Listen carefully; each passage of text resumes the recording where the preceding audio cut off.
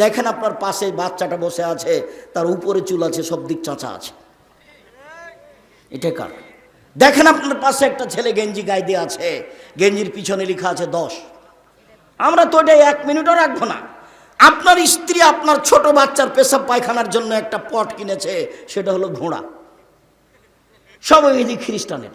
আপনার স্ত্রী একটা আয়না কিনেছে, সেটা হলো কাতল মাছ। আপনার স্ত্রী একটা তরকারির বাটি কিনেছে, সেটা হলো রুই মাছ। আপনার স্ত্রী আপনার বাচ্চার জন্য জামা কাপড় কিনেছে, তাতে দেওয়া আছে কার্টন।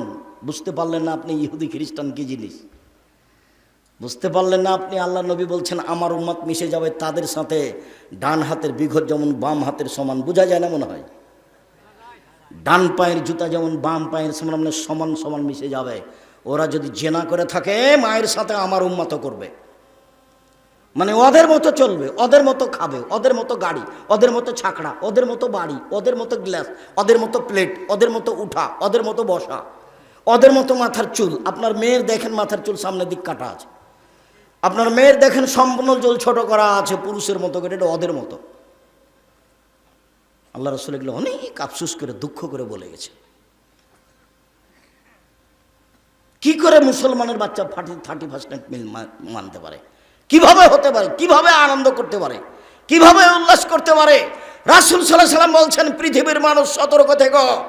আমি দুঃখ করে আফসোস করে বলে গেলাম, আমার উম্মতের উপরে আমার 3টা আশঙ্কা থেকে গেল। এক, ভ্রান্ত হুজুর মাওলানা যারা, তারা ধর্ম বিক্রি করে খাবে প্রায়। এটা আমার প্রথম ভয়, প্রথম আশঙ্কা। উমর রাদিয়াল্লাহু তাআলা আনহু আজকে বেঁচে থাকলে শতকরা 95 জন 98 জন হুজুরের আজীবন জেল হতো, এরা কেউ বাইরে থাকতে পেত না। আমার উম্মত মূর্তি পূজা করবে, আমরা নাকি মূর্তি পূজা করব। বাপের ছবিকে সুন্দর করে সাজিয়ে রেখেছে বাড়িতে, বেঁধে আমাকে বলছে আমি আমার মাকে সম্মান করি, আমার মায়ের ছবি আমি সবসময় পাশে রাখি, ও বলে ওর মাকে সম্মান করে এভাবে। আমি বললাম আপনি শিক্ষিত সন্তান নন, বরং আপনি কুসন্তান, খারাপ। ভালো সন্তান কাকে বলে আপনি নিজেই জানেন না। মাকে মাটি দিয়ে এসে পাসপোর্ট সাইজের ছবিটা টুকরা টুকরা করে ছিঁড়ে ফেলে মায়ের কবরের পাশে গিয়ে বলতে হবে, আল্লাহ আমার মা যেটুকু ভুল ত্রুটি করেছে মাফ করে দাও, আর এই যে আমার মায়ের নামে দান করলাম, তুমি আমার মাকে মাফ করে দাও। এটা হলো শিক্ষিত সন্তান। ও কি দিয়ে, ও কি ধর্ম বুঝে? আমার উম্মতে হিন্দুদের সাথে মিশে যাবে, হিন্দুদের সাথে। গান বাজনা কাদের বাড়িতে চলতো আগে বিবাহতে? হিন্দুদের। এখন তো সবার বাড়িতেই চলে, এখন তো গান বাজনা সব দোকানই চলে, এখন তো বাদ্যযন্ত্র সব মোবাইলই চলে। চট করে একটা কথা মনে পড়লো, এগুলি কথা কেন আসলে বলতে পারছি না, এই যে 31st নাইট মাথায় পড়ে গেছে, সেই জন্য চট করে এটা আপনাকে বলছি। আপনি মনে রাখবেন, দুনিয়াতে একটা পাপ আছে, সেই পাপের পরিণতি যত খারাপ, পৃথিবীর কোনো পাপের পরিণতি তত খারাপ নয়। সেই পাপ 3টা হলো, 1টা বাদ্যযন্ত্র, 2 মদ, 3 মেয়েদের নাচানো। এই 3টে পাপ যদি মানুষে করে, তো মানুষ সন্ধ্যায় থাকবে মানুষ, আর সকালে হবে শোর, বানর। জেনা করলে মানুষ বানর হবে না, শোর হবে না, জেনা মহাপাপ। সুদ খেলে মানুষ জাহান্নামে যাবে, শোর বানর হবে না।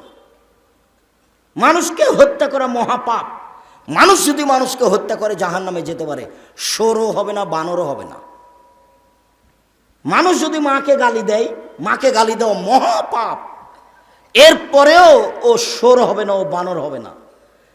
দুনিয়াতে 3টে পাপ আছে, যে পাপের বিনিময়ে হলো কি হওয়া? শোর হয়ে যাবে এবং বানর হয়ে যাওয়া। বানর হচ্ছে অনুকরণীয় প্রাণী। মুসলমান যখন ইহুদি খ্রিস্টানের অনুকরণ করবে খেতে চলতে ফিরতে, তখন এরা বানর হয়ে যাবে। আর পৃথিবীতে একটা প্রাণী আছে অনুভূতিহীন, কোনো অনুভূতি নাই, একবারে প্রাণী নয়, ওর কোনো অনুভূতি নাই। গরুরও অনুভূতি আছে। এইখানে গরু জবাই করেছেন কালকে একটা, আর একটা গরু ওখানে টেনে নিয়ে যেতে পারবেন না আজকে, বুঝাতে পারিনি। এখানে ঘাস আছে উঁচু, মানে নিচে গোবর আছে, এই ঘাস গরু খাবে না। এর অনুভূতি আছে, কিন্তু সোরের কোনো অনুভূতি নাই, শুকুরের কোনো অনুভূতি নাই। মুসলমানের যেদিন অনুভূতি হারিয়ে যাবে, অনুভূতি থাকবে না, অনুভূতি কি থাকবে না। একই জায়গাতে বিশাল টিভি চলছে, জামাই আছে, বেটি আছে, বেটা আছে, বৌমা আছে, বাপ আছে, মা আছে, 14 গোষ্ঠী বসে আছে, ল্যাংটা মেয়ে আসছে। আপনি বলেন এদের অনুভূতি আছে? এরাই তো হচ্ছে পশু প্রাণী, গরু ছাগল, এরাই হচ্ছে ইতর শ্রেণীর মানুষ, এরাই হচ্ছে অশিক্ষিত, এরাই হচ্ছে বর্বর, এরাই হচ্ছে অসভ্য, এরাই হচ্ছে জাতির কলুষিত মানুষ, যারা জাতিকে ধ্বংস করেছে, নিজেকে ধ্বংস করেছে, পরিবারকে ধ্বংস করেছে। এদের ব্যাপারে রাসূল সাল্লাল্লাহু আলাইহি ওয়াসাল্লাম বলছেন ওরা কুকুর শ্রীগালের চেয়ে খারাপ। কি করে হতে পারে?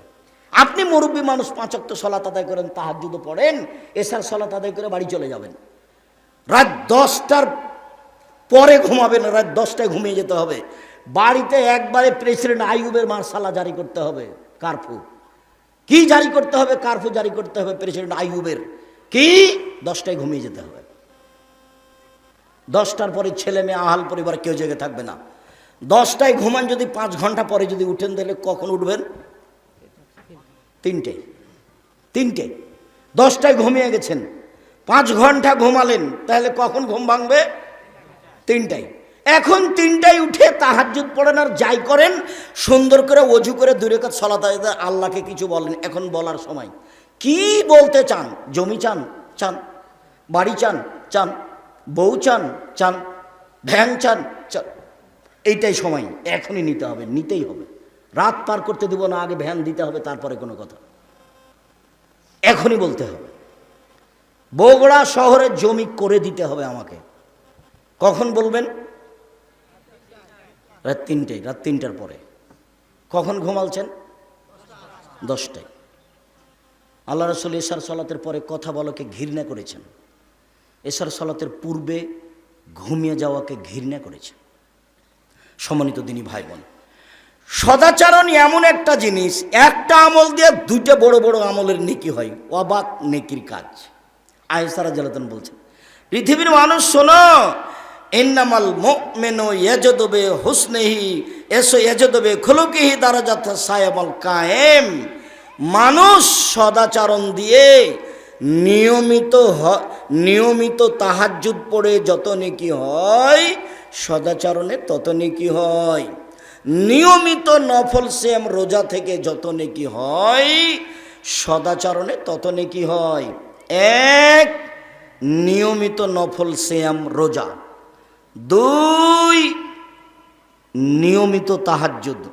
2টাই তো দামি দামি। এইটা তাহাজ্জুদ মানে নবীর সাথে থাকতে পাওয়া যাবে জান্নাতে। তাহাজ্জুদ মানে নবীর সাথে জান্নাতে থাকতে পাওয়া যাবে, জান্নাতে নবীর সাথে। নবীর সাথে কিন্তু জান্নাতে থাকার আর একটা খুব মজার পথ আছে, সহজ। সেটা হলো 2টা বেটি মেয়ের লালন পালন করবে, যে বিবাহ দিয়ে দিবে, যে সে নবীর সাথে থাকতে পাবে একসাথে। 2টা মেয়ে হলে তো আপনার মাথায় খারাপ, আর 3টা মেয়ে হলে তো আপনার দাদি আর আপনার নানি বলবে যে বউ তালাক দিয়ে দে ভাই, এ বউ চলবে না। আর যদি 3টা মেয়ে হয়, আল্লাহ রাসূল বলছেন 3টে, তাহলে ওই বাপ জাহান্নামে যাবে, প্রশ্নই আসে না। 3টে মেয়ে বিচারের মাঠে এইভাবে বেঁকে যাবে, ওদিকে জাহান্নাম, এদিকে ওদের বাপ, আর মধ্যে ওরা 3 জন বলবে আগে জান্নাতে দেন আমার বাপকে, তারপরে কোনো কথা নেই। বাপ পাপ করেছে না কি করেছে সেটা আমি দেখতে চাচ্ছি না আমরা, আমার বাপকে আগে জান্নাতে দিতে হবে, তারপরে কোনো কথা। মেয়েরা এভাবে দাঁড়াবে, 3টে মেয়ে, ওদিকে জাহান্নাম, এদিকে তার বাপ, আর এদিকে মধ্যে ওরা 3 জন মেয়ে। হেজাবান মিনান্নার, কুন্নাল্লাহু হেজাবান মিনান্নার ইয়াউমাল কিয়ামা। মেয়ে 3টি অন্তরাল হয়ে যাবে। 10টা ছেলেকে মাস্টার ডিগ্রি পড়ালে 1 পয়সা লাভ নেই। পড়াবো কেন? জন্ম দিয়েছে এই জন্য, নইলে যা পাপ করবে সব আপনার। তো যেহেতু ছেলে জন্ম দিয়েছেন, ছেলে হলে কত খুশি বাপ, খালি ঠান্ডা হয়ে গেছে, মা খুশি, বাপ খুশি, খালি ঠান্ডা হয়ে গেছে, মুখখান খালি জলজল জলজল করে, নানি খুশি, দাদি খুশি, সবাই খুশি, ছেলে হয়েছে। পিটিয়ে বের করে দিদি কদিন পরে বাড়ি থেকে, মরার আগে আপনাকে মেরে জমি দখল করবে। আপনার মরার আগে। ভালো করে মানুষ করার চেষ্টা করেন। সপ্তম দিনে আকিকা দিবেন, 14 দিনে চলে না, 21 দিনে চলে না। জাতির কাছে ধর্ম পরিবর্তন করতে আসেনি কোনো দিন। কানা হোক, খোড়া হোক, ন্যাংরা হোক, ছেলের জন্য 2টা, মেয়ের জন্য 1টা, সপ্তম দিনেই করতে হবে। সপ্তম দিনেই মাথা নেড়ে করতে হবে, ডাক্তার যা বলবে বলুক। চুল সমপরিমাণ, রূপা সমমূল্য দান করে দিতে হবে। সপ্তম দিনেই নাম রাখতে হবে। 1, আকিকা দিতে হবে। ছাগল ছাগি, দুম্বা দুম্বি, ভেড়া ভেড়ি, গরু নয়, উট নয়। 2, নাম রাখতে হবে। 3, মাথা নেড়ে করতে হবে। 4, চুল সমপরিমাণ, রূপা সমমূল্য ফকির মিসকিনকে দান করতে হবে। কুরবানির সাথে আকিকার কোনো সম্পর্ক নেই। কুরবানির সাথে আকিকার কোনো সম্পর্ক নেই। কুরবানি নেকির কাজ, ওটা ভিন্ন জিনিস। যেসব মাধ্যমে বড় বড় জান্নাত পাওয়া যায়, তার একটা বড় মাধ্যম হলো কুরবানি। আকিকা দিয়ে জান্নাত পাওয়া যায় না। আকিকা হলো বাপের জিম্মেদারি। সপ্তম দিনে বাচ্চারা আকিকা দিতে হবে, প্রয়োজনে ভিক্ষা করে হলেও, কর্জ করে হলেও। কানা ছাগল দিবেন, কানা ন্যাংরা, 2 মাসের, দাঁত নাই। আকিকা মানে কুরবানি মানে চোখ সুন্দর কিনা দেখো।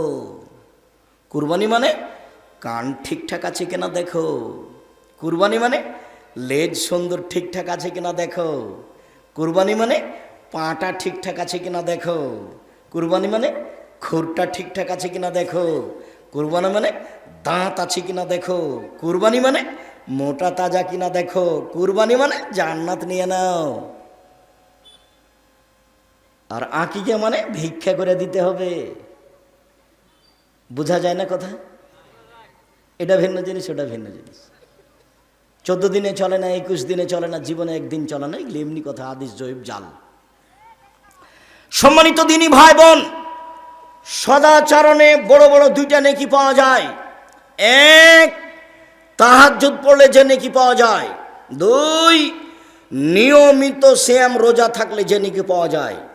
এর নাম সদাচরণ, ব্যতিক্রম জিনিস। রাসূল সাল্লাল্লাহু আলাইহি ওয়াসাল্লাম বললেন, আল্লাহ তাআলা বলেন, সদাচরণ মান ওয়াসালাকে ওয়াসালতুহু মান